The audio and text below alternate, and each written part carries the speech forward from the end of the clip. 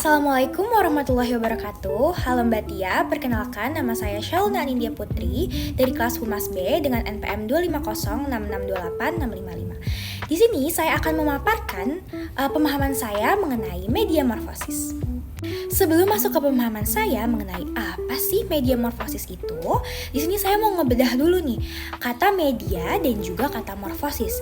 Kalau media itu gampangnya adalah alat untuk ngasih atau nerima informasi. Contohnya kayak handphone, billboard, terus juga televisi dan lain-lain.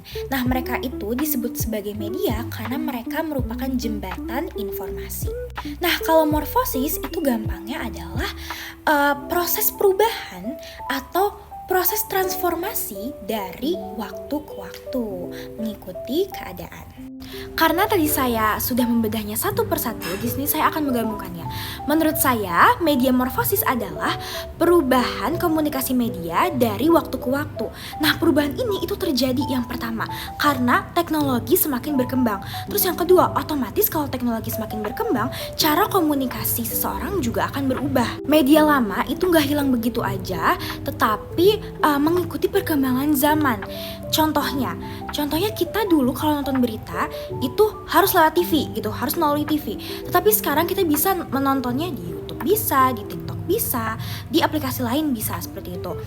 Jadi yang menarik di sini, TV-nya masih ada, korannya masih ada, tetapi mereka buat versi yang sudah disesuaikan dengan perkembangan zaman. Yang menarik di sini adalah berita di TV masih ada, terus koran juga masih ada.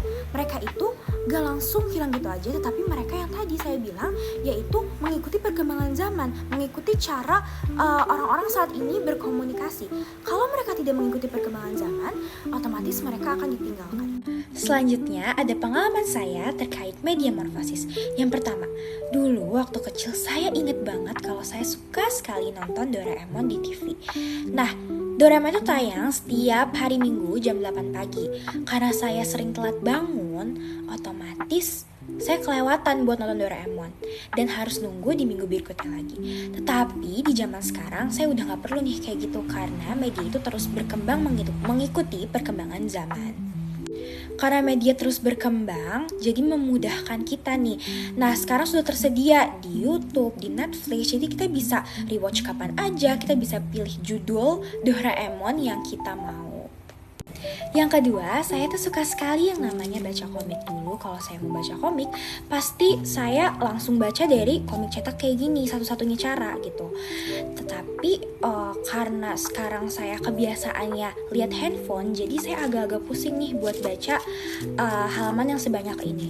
Tetapi sekarang sudah mengikuti perkembangan zaman, ada aplikasi yang namanya Webtoon. Di situ kita bisa pilih komik, judul komik yang kita mau. Nih, tuh, kita bisa baca dimanapun dan kapanpun. Dulu kalau misalnya mau baca komik, itu pasti kita harus bawa-bawa nih komiknya, kurang praktis. Tapi ini kita bisa lewat handphone, lewat iPad, kita bisa baca. Tuh, ada seri pertama, kedua, juga ketiga.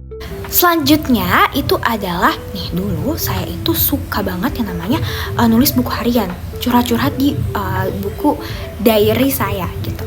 Tapi sekarang saya udah bisa curhat, nggak usah lewat buku lagi, tetapi udah bisa curhat di Twitter, terus di thread Twitter, terus juga di Instagram dan aplikasi lainnya. Pengalaman aku yang selanjutnya itu pada saat COVID-19 yang dulunya kita harus ke sekolah buat belajar, jadi pindah semua nih ke layar laptop, layar handphone menggunakan aplikasi Zoom Meet gitu untuk metode pembelajaran. Begitu juga metode pengumpulan tugas. Dulu aku taunya kalau ngumpulin tugas ya udah ngumpulin langsung aja ke gurunya gitu.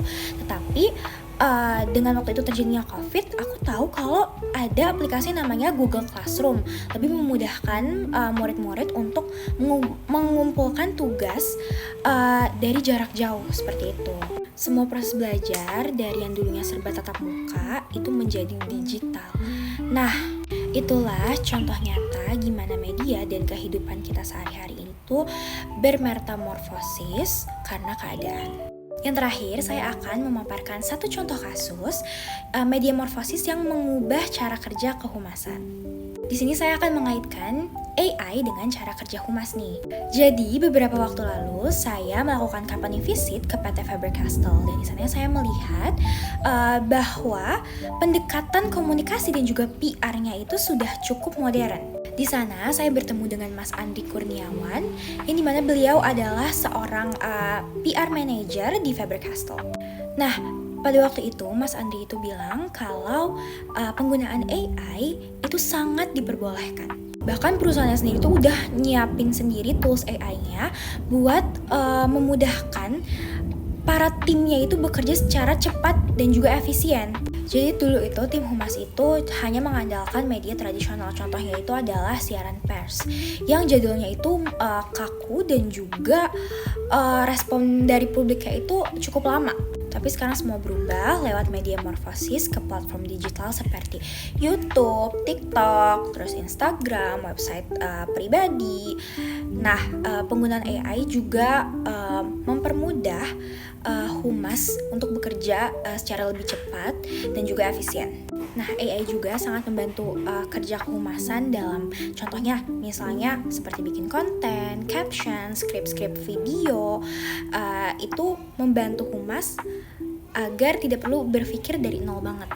Kita juga bisa melihat tren-tren publik di luar sana agar konten yang kita buat itu jadi tepat sasaran itu buat siapa. Kalau ada isu-isu negatif, juga AI bisa mendeteksinya lebih cepat. Jadi tim Humas ini bisa cepat tanggap gitu loh sebelum masalahnya itu membesar. Jadi intinya itu dengan diperbolehkannya menggunakan AI ini membuat humas-humas di Faber-Castell itu bekerja dengan lebih cepat. Mas Andri juga bilang kalau penggunaan AI itu diperbolehkan asal kita pergunakannya itu secara bijak. Sekian pemaparan materi dari saya. Wassalamualaikum warahmatullahi wabarakatuh.